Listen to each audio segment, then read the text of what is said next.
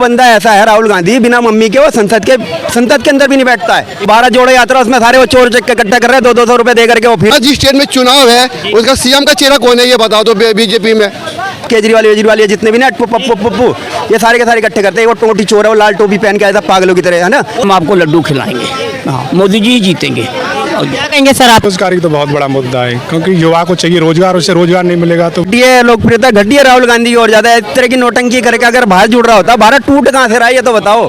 भारत कहीं से नहीं टूट रहा, ये तो तोड़ रहे हैं, खुद ही तोड़ रहे हैं। और भारत जोड़ो यात्रा, उसमें सारे वो चोर चक्के इकट्ठा कर रहे हैं, 200 रुपए दे करके वो भीड़ इकट्ठे करके। देखो देखो देखो, मैं पैदल ना जो कांवड़ियाँ लेकर के आते हैं, ये 4 हफ्ते तक चल नहीं पाते, इतने पैर सूझ जाते हैं। पैदल यात्रा नहीं है, पैदल यात्रा खाली कैमरे के आगे, बाकी तो गाड़ी ले रखी है, उसके अंदर चल रही है अपना सब कुछ। वो तो कह रहे हैं हजारों लाखों लोग उनके साथ चले हैं। कोई नहीं चला, वो सारे 200 रुपए दे करके इकट्ठे करें। अभी यहाँ पे 200 रुपए देंगे, सारे आ जाएंगे उसके पीछे। वो बंदा ऐसा है राहुल गांधी, बिना मम्मी के वो संसद के अंदर भी नहीं बैठता है। लेकिन कभी आपने मोदी को देखा कि भीड़ इकट्ठी कर रखी है, कर रहा? मोदी हमेशा अकेला चला है। अरे केजरीवाल ये जितने भी ना पप्पू ये सारे के सारे इकट्ठे करते हैं। वो टोटी चोर है, वो लाल टोपी पहन के आया था पागलों की तरह, है ना। जैसे हमने एक्सप्रेस वे का जाल बिछा दिया उत्तर प्रदेश में। नहीं करा, वो तो बोलेंगे ना, उनको पता है यार यूपी की पब्लिक बेवकूफ है, उसको बेवकूफ बना दो। अगर बेवकूफ नहीं होती तो इनको वोट देती फिर अनपढ़ों को। बाहर से पढ़ के आए ना, बोलने तक की तमीज नहीं है। राहुल गांधी ये सब बताते हैं बाहर से पढ़ के आए, इनको बोलने तक नहीं आता। इनको संसद केजरीवाल कहते प्रधानमंत्री अनपढ़ है, आप उन्हें बता रहे हैं। केजरीवाल की बात को सीरियसली क्यों लेते हो यार, ये बताओ। केजरीवाल के अंदर कुछ है नहीं। दिल्ली वो कह रहा था दिल्ली को लंदन बना दूंगा। दिल्ली की आज हालत देख लो, वो तो G20 की वजह से, मोदी की वजह से बन गई है दिल्ली। नहीं तो उसने तो दिल्ली का बेड़ा कर रखा था। यार तो दिल्ली को लंदन मत बना, जैसा शीला दीक्षित के टाइम से तू वैसे ही छोड़ दे, उतनी बेकार बना दे, हम उसमें भी सही है। लेकिन तूने तो बिल्कुल ही बेड़ा कर रखा। तो कह रहे हैं LG काम करने नहीं देते।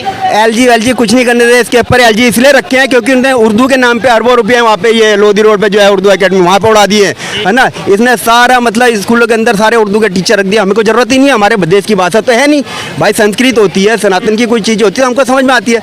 लेकिन हमको उर्दू के टीचर की जरूरत नहीं है, काय को रख रहा तू वहाँ पे। सारे जो सिविल डिफेंस के थे इसने सारे परमानेंट कर दिया। सारे बसों के अंदर कंडक्टर ड्राइवर वगैरह आपने देखा अचानक से बढ़ गए। और जो जितना भी था इसने सारा वो वक्फ बोर्ड को दे दिया पैसा कि मैं तुम्हें इतना दूंगा उतना दूंगा, लाख रुपये। इसलिए LG लगा रखे कि कोई गलत काम ना कर ले। पंजाब में भी उनकी सरकार कैसे बन गई? देखो अब कहीं ना कहीं तो बनी जाएगी, क्योंकि हमारे देश में लालच की कमी नहीं है। अब ये पंजाब में कैसे सरकार? इनके केजरीवाल की जिस स्टेट में सरकार बनती है, ये लॉलीपॉप दे देते हैं, लोगों को लालच देते हैं। हम भी भूखे हैं, हमें भी कुछ कोई देता है तो हम भी लालच में आ जाते हैं। पानी फ्री, बिजली फ्री, आटा फ्री, हैं जी। ये बहुत गलत सिस्टम है। ये ऐसा ही करके एक के साथ एक फ्री, ये सारा गलत सिस्टम है। इससे देश का नुकसान। आज गंदा पानी आ रहा है टूटियों में, हैं गंदा पानी आ रहा है, तो इसके वो सिर्फ अपने को स्टेट को जीतने के लिए ये लॉलीपॉप दे देते हैं। केजरीवाल कहते हैं सांसद भी तो फ्री में लेते हैं, अगर मैं जनता को दे रहा हूँ तो क्या दिक्कत है? जनता को नहीं दे सकते, वो कितनी उड़वा ली पहले दिन। जनता को नहीं दे सकते। जनता को देने से तो खजाना खाली होता है, तो विकास रुकता है, देश का विकास रुकता है। जनता को नहीं दे सकते। जनता, हम लोग बिजली का बिल भरने को तैयार है, पानी का बिल देने को तैयार है, हमें साफ सुथरा मिलेगा। कल को कोई बिजली का डिपार्टमेंट खराब होगा तो वो नया तो आ जाएगा, हैं। जब इनके पास पैसा ही नहीं होगा, सैलरी नहीं दे पा रहे अपने स्टाफ को, तो वो गलत है। 7 सीटों पर अभी उपचुनाव हुए थे, उसमें से 4 में तो विपक्षों ने बाजी मार ली और 3 पे भाजपा ने। तो आपको क्या लगता है 2024 में वापसी कर पाएगी भाजपा? भाजपा आ चुकी है भाई साहब। आप पत्रकार महोदय, आप निश्चिंत रहें, भाजपा आएगी। यहीं पे आइए आप चुनाव के बाद में, और हम आपको लड्डू खिलाएंगे। हाँ, मोदी जी ही जीतेंगे। क्या कहेंगे सर आप, है इतना विश्वास? बिल्कुल, मोदी जी के अलावा किसी का विश्वास नहीं है। सारे चोर हैं और जो इकट्ठे हो रहे हैं सारे के सारे, ये सिर्फ अपने को बचाने के लिए इकट्ठे हो रहे हैं, देश को नहीं बचा रहे। ये तो अपनी ओर आ रहे, क्योंकि इन्होंने जो हराम का पैसा इकट्ठा कर रखा स्विस बैंक में, 2024 में सारा वापस आने वाला है। इस वजह से एक हुए ये कल कह रहे कि मैं संविधान को बचाना है। संविधान तो बचाया, संविधान को क्या बचा रहे हो तुम? खुद को बचा रहे हो। क्योंकि कल तक ये एक दूसरे को गाली बकते थे कि इसको कर दो, उसको जेल कर दो। केजरीवाल 26 लोगों को गाली देता है जिनके साथ आज बैठ के चल रहा है, तो ये कैसे संविधान बचाएंगे? ED CBI सब एक हो गई है, दुरुपयोग हो रहा है। अरे आप चोरी करोगे और मतलब आपके पीछे वो लगा दी, तो मतलब हमारे पीछे लगा दी, हमारे पीछे लगा। अगर आप चोरी नहीं करी आपने, आप ईमानदार हो, तो कोर्ट में क्यों नहीं सबूत पेश कर पा रहे? मनीष सिसोदिया ने इतना करोड़ों रुपए का वकील लगाया, क्यों नहीं अपने आप को साबित कर पा रहा? ये वजह है। वो तो कह रहे सर झुंझुना भी नहीं मिला, ईडी सीबीआई मेरे घर पर आई थी। वो तो बोलेंगे ना, पब्लिक को गुमराह करेंगे। ये बात आप कोर्ट में क्यों नहीं बोल रहे? कोर्ट में भी तो बोल सकते हो ना। इतने वकील लगा रहे, आपका वकील यानी कुछ कर नहीं पा रहा क्योंकि उसको पता है कि यार आपने करा ही हो घोटाला। ये तो ये सब घोटालेबाजी अपने को बचा रहे, देश को बचा ही नहीं सकते। ये तो विपक्ष का कोई चेहरा जिससे उम्मीद हो? विपक्ष में कोई चेहरा नहीं है, ये सब घोटालेबाज है, सब एक हो गए हैं ये सारे के सारे, अपने को बचाने के लिए इकट्ठे हुए हैं ये, नहीं तो ये अंदर 2024 में कौन वापसी कर रहा है? देखिए आपसी की बात है, ये आप कह रहे हैं कि विपक्ष का चेहरा कौन है। जी पहले तो ये कांग्रेस वाले ने जो राहुल गांधी के पूरा परिवार तो बोलते कि मैं कोई किसी पोस्ट पर नहीं लूँगा, किसी पार्टी से जोड़ूंगा, मैं किसी पोस्ट नहीं चाहिए मेरे को।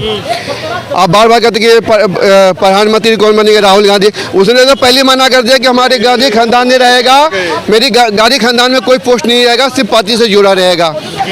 अब ये दूसरी बात ये रही और बार बार कि विपक्ष में प्रधानमंत्री, हम ये कह रहे हैं कि 5 स्टेट में चुनाव है, उसका सीएम का चेहरा कौन है ये बताओ तो बीजेपी में।